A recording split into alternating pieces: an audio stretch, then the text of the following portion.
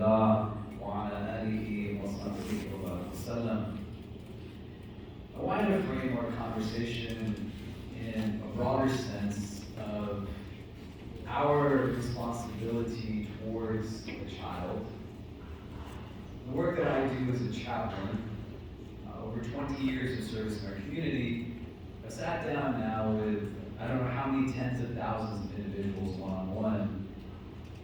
I'm not very comfortable making generalizations, but the generalization that I am comfortable making is that the gross majority of people that I speak to who are carrying a lot of heaviness inside of them, regardless of whether they're coming and they're 15, 35, 75 years of age, the gross majority have had a lot of issues with family.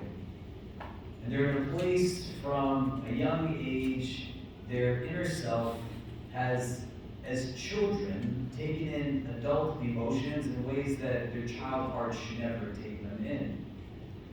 And they grow in such a way, similar to you and I, that the children that we were still exist within us. All of us is connected to the rest of us. And that's in the most literal sense, that my hand is still a part of what's connected to my foot, but who I am today is also a product of yesterdays that I've lived. My own socialization brings me to a place of recognition of who I am at this very moment.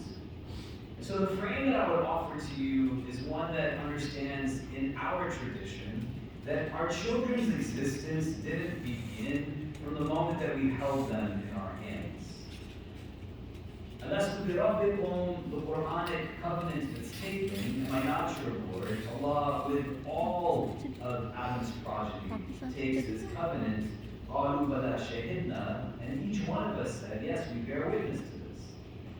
Meaning your child did that too.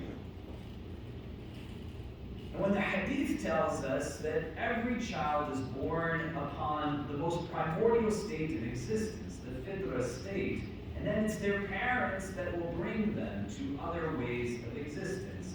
They're Magians, they're Christians, Zoroastrians, Jewish, Hindu, whatever it might be, but you're not starting from a blank slate that you're then cultivating from something that had nothing, but the existence mode was already one that preceded existence in this world, and our role is to then cultivate in relation to that divine covenant. Alastu bi rabbikum, am I not your Lord? In the hadith, the Prophet ﷺ, he tells us, إِنَّ اللَّهَ كَتَبَ الْإِحْسَانَ عَلَى كُلِّ شَيْءٍ, that indeed Allah has prescribed ihsan on everything. And we can utilize this as a metric of assessment in how it is that we engage every decision and choice that we undertake. There is an ihsan in terms of how it is that I treat my neighbors. You walked into the masjid, at least the door I walked in from, and there's a sign that says that if you are parked blocking your masjid neighbor's driveway, go move your car right now. And it cites a hadith that quotes a right of the neighbor.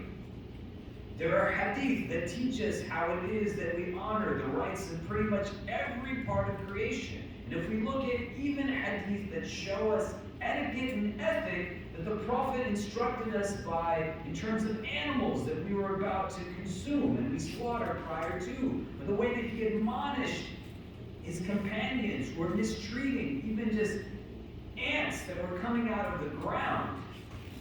Everything has a right over us. But the qualification that I would add to the definition of ihsan, and a lot of the hadith that talk about that right, is usually demonstrating a relationship between two entities, whether it's a human and an animal, a human and another human, but one has more power than the other.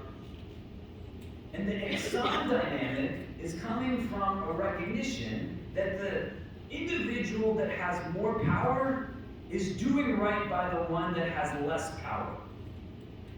The woman does not have to get away with anything. Who will hold her accountable for not giving the thirsty animal water? The animal can't do anything to her. She's doing it simply because it's the right thing to do, but there's ihsan in that. You understand? The idea for us to reframe a relationship that I have with my son, with my daughter, that I am not the owner of that child simply because I played a role of being the means through which they entered into the world. But it's an amana, it's a trust. And if I don't bring ihsan into that relationship, just like everything else, I can do whatever it is that I want to. I'm just going to have to explain to God why I did it that way. Our spiritual tradition teaches us that we see dynamics from the standpoint of what I bring into the relationship. In another al-Mufrad, Ibn Umar radiallahu anhuma, he says that people are called abrar, the dutiful ones, because they understand that there is a right to the parent as well as a right to the child. Our teachers tell us a story of a sheikh who wanted to show his students the difference between a student of fiqh, the student of externals, and a student of the heart, a student of the internals. He says, when your classmate comes in and gives you salam, don't respond to the salam. And one of the few instances that a sunnah outweighs a fard in terms of ajr in our tradition is the giving of salam. That when you give the salam, it's a sunnah, it's a recommended act, but the response to it becomes something that has communal obligation. Somebody gives that salam, somebody better respond to that salam. That's the way that it formulates itself from the standpoint of hukm. The students are doing what their teacher said. So he comes into the gathering, walks in and gives salam, and nobody responds. A second time he gives the salam and is met with silence yet again, and then a third time he again extends a greeting of peace, and now when he is given no acknowledgement, becomes irate and says, don't you know it's fard upon you to return my greeting? Now the teacher says, when your other classmate comes in, the student of the internal, the student of the heart, and he gives salams, don't respond, just like you did with the first one. When the second student comes in and he extends his salams, there's no response given. A second time, similar to the first, no reply. And then a third time, he again is met with no silence, but distinct from his classmate. Rather than getting upset, he says to his peers, did I do something to offend you that you're not returning my greeting of peace? This is our spiritual tradition. How do I fit into the dynamic of the relationship that's being created? Alastu bi rabbikum, your goal is not to take somebody that has a blank slate and turn them into something from scratch. They already existed before they came into the world. Your goal is to cultivate and raise rather than simply instruct and inform. The word Rabb itself in Arabic doesn't just have this idea of lordship, but if you look at its definition, it's got elements to it that are linked Quranically to us as parents.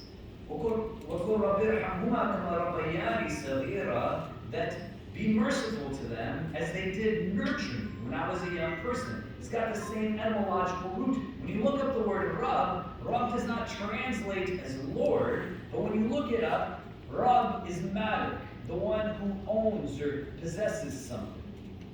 Rabb is Sayyid, the one who gets to decide. There's a distinction there because I can own the TV in my house, but my kids decide what gets watched on it. Rabb is Al-Mun'im. He's the giver of the ni'mah, the giver of the blessing, the giver of the gift. Al-Qayyim, he's the one that keeps everything in place. Murabbi is what a Rabb is, a nurturer, a caretaker, a cultivator. Rabb is the mender, the healer of all things. And that's what you and I are supposed to be doing. It's hard to do something for somebody that might not have been done for you. So when you look at hadith, we can throw them up on a screen and we can say, here's what the Prophet did, but I gotta still figure out, why am I not doing that same thing? I can show you hadith after hadith. The Prophet tells Mu'adh ibn Jabal, Ya Mu'adh, Wallahi. Yeah, wow. I love you. And we pass the mic around and ask each one of us in this room, how many times were you told you were loved when you were a child? Not how many times are you telling somebody you love them, but how many times did elders in your life tell you that they loved you? Whenever we teach this hadith, we have to narrate the part again and again and again for generations over centuries that the Prophet is telling a young person in his life that he loves them. You tell me, in the course of your day-to-day, from when you were a child, how many adults and elders in your life, especially parents, told you that they loved you? That they expressed affection, care, appreciation, pointed out with positivity rather than negativity. I sat down with a young man in my community in his mid-30s. He had stopped talking to his father. He said, "Can you help us navigate some of this?" His father was abusive of the son. When the son got old enough to recognize that this is not normalcy, and in our tradition, Aisha radiallahu ta'ala anha, who the panelists just told us we are supposed to take as a role model, she narrates that the Prophet ﷺ, in describing him, that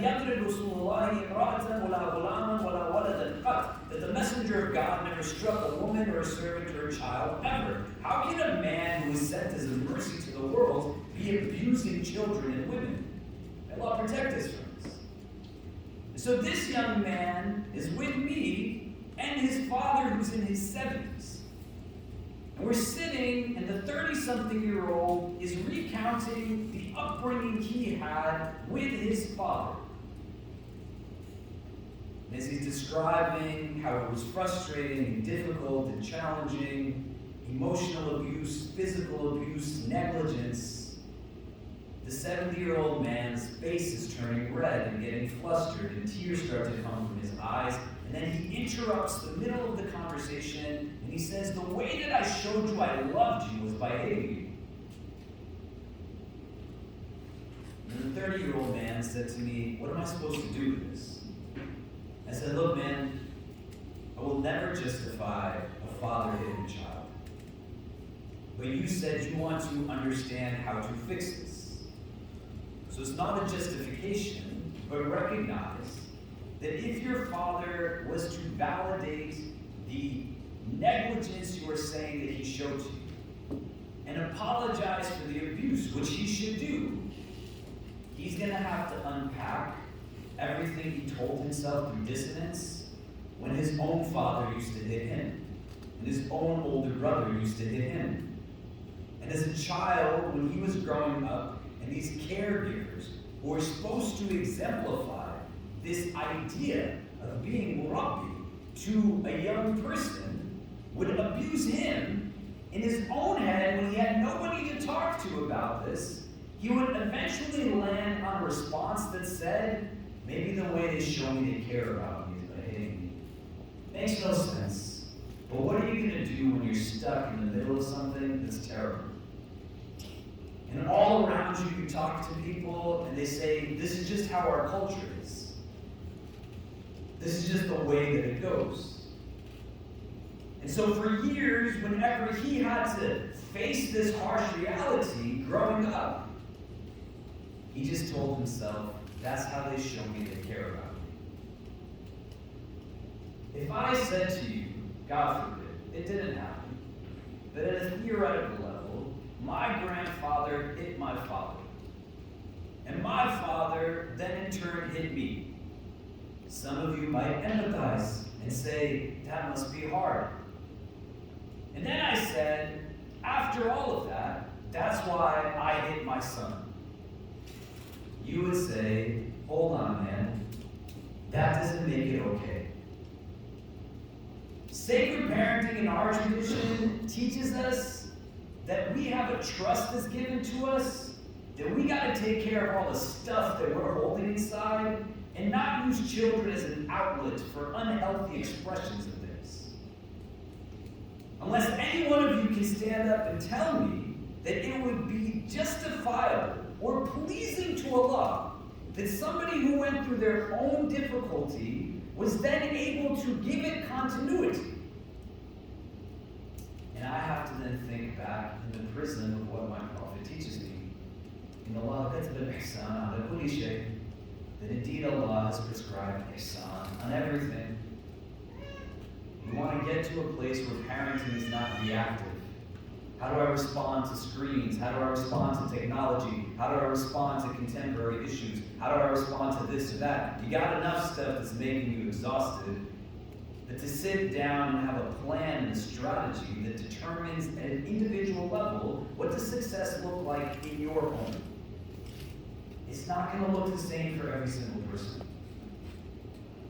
Me coming from New York City, telling you this is how I raise my kids, is not going to mean that that's how you raise your kids.